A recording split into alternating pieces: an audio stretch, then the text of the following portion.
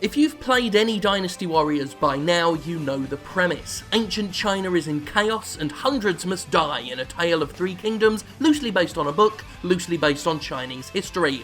Cao Cao still chasing his ambition, Sun Jian still yammering on about tigers, Liu Bei still wants to build a land of benevolence, and Sima Yi still thinks everyone's an imbecile. It's not a hard story to follow. Generals fight to unify a country and take their one-dimensional personalities onto the battlefield to kill stuff. Story mode takes a page from the last installment with 4 campaigns allowing you to choose one of multiple characters per stage. There are also one-level stories for the other forces, such as Don Juan, Yuan Shao, and of course, Lu Bu.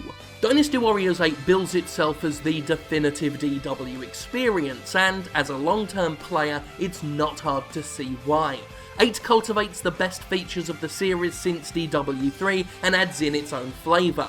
While predominantly taking its features from the last game with character-specific X weapons and the ability to switch weapons in battle, overall combat has been vastly improved thanks to absolutely no cloned movesets appearing. No one character shares an X weapon anymore, meaning every single character has access to a unique set of attacks. In addition to this is a class system for weapons, each uniquely collected blade or spear being designated a heaven, earth or man classification. It's basically a rock paper scissors formula, and means that in battle, if you go up against an enemy who has a superior weapon, they'll be much tougher to fight, unless you time your weapon switches in order to pull off a cool new counter-attack move.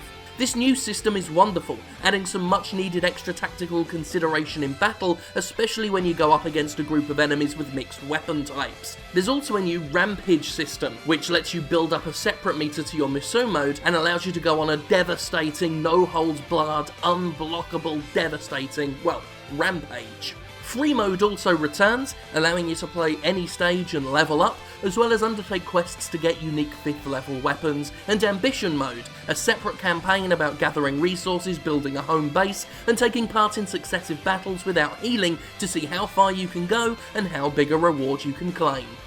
Warriors games aren't known for their dazzling visuals, and this is true here. Everything's functional, looking as good as it can be while also having dozens of enemies on screen. Attack animations are cool, and the design of characters and weapons is as pleasantly over the top as ever. There are moments of slowdown in areas literally congested with opponents though, but instances are rare compared to previous entries. The voice talent is taken predominantly from the last game, and there's some repeated dialogue as a result, which is a shame. But it is a decent cast which, contrary to popular belief, nowadays includes some of the top-ranked talent in the industry, including Steve Bloom and Yuri Lowenthal. The music is the usual hair metal nonsense fans have come to know and love, and while there's no standout track this time around, it's all suitably cheesy guff.